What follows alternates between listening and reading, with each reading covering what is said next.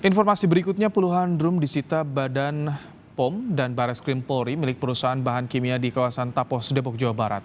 Langkah ini dilakukan menyusul ditemukannya kandungan etilen glikol dan dietilen glikol hampir 100% dalam bahan baku obat batuk sirup. Dari sampel yang diuji, BPOM menemukan kandungan etilen dan dietilen glikol yang melebihi ambang batas yang ditetapkan. BPOM menemukan kedua kandungan bahan kimia tersebut mencapai 52 hingga 99% atau lebih tinggi dari ambang batas normal, yaitu 0,1%.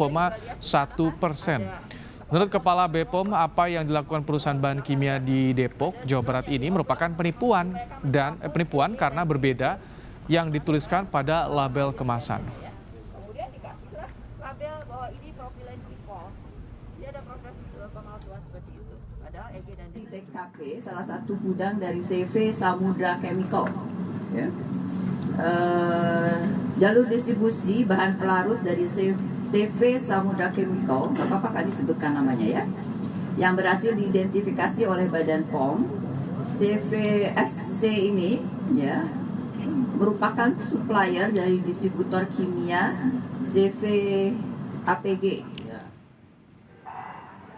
Penyelidikan kasus gagal ginjal akut pada anak terus dilakukan polisi.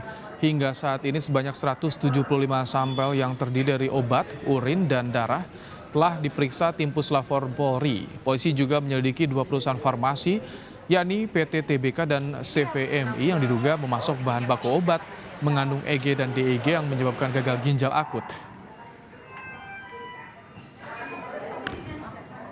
Investigasi dari Ditipiter Bareskrim Polri telah melanjutkan penyelidikan PT TBK dan CVMI yang diduga sebagai pemasok bahan baku obat yang mengandung EG dan DEG ke PT AF. Penyidik telah melakukan pemeriksaan terhadap saksi-saksi terkait dengan dokumen penjualan dan penyebaran bahan baku. Badan POM bersama Bareskrim Polri menyita 59 drum propilen glikol dari CV Samudra Chemical. Penyitaan dilakukan setelah 12 sampel yang diuji terkonfirmasi tercemar etilen glikol dan dietilen glikol yang melebihi batas aman, yaitu 0,1%. Berikut liputan jurnalis Kompas TV Francisco Donasiano dan Bodia Vimala yang telah kami rekam sebelumnya. Saudara, jerigen-jerigen yang berada di belakang saya ini merupakan barang bukti yang kemudian diamankan oleh BPOM dan juga Bareskrim Mabes Polri terkait masalah propilen glikol palsu ataupun juga dioplos untuk didistribusikan ke sejumlah pengusaha obat ataupun juga produsen obat. Kalau kita bisa lihat dalam kemasan ataupun juga sampel-sampel yang diambil oleh BPOM, di sini dapat terlihat bahwa di sampel yang di belakang kami ini mempunyai cemaran etilen glikol sebesar 91,46%.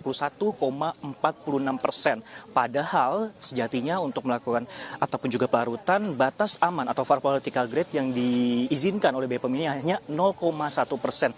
Tidak hanya 1 galon di belakang kami, total sedikitnya ada 59 jerigen yang kemudian dilakukan penindakan baik itu oleh BPOM ataupun juga Bareskrim Polri di kawasan Tapos, Depok, Jawa Barat ini. Sehingga memang bagi para produsen ataupun juga dari informasi yang kami dapatkan dari Kepala BPOM, harga yang murah ini menjadi dugaan alasan dari penggunaan bahan baku yang berada di belakang kami. Karena memang seperti yang diketahui sedangkan untuk BPOM sendiri melarang untuk penggunaan pelarut, salah satunya adalah propilen glikol dan 3 bahan pelarut lain dalam penggunaan ataupun juga pembuatan sirup obat. Sehingga memang diharapkan bagi masyarakat ini untuk mencermati bahan-bahan atau pelarut yang digunakan. Lantas rekomendasi kemudian yang dilakukan oleh BPOM sendiri ada menarik sejumlah obat yang kemudian didistribusikan dan juga melakukan penahanan. Adapun juga memang ada sejumlah obat yang kemudian akan dimusnahkan, tapi memang harus menjalani sejumlah proses terlebih dahulu sebelum akhirnya dimusnahkan oleh BPOM. Francisco Donasiano, Bodia Vimala, Kompas TV,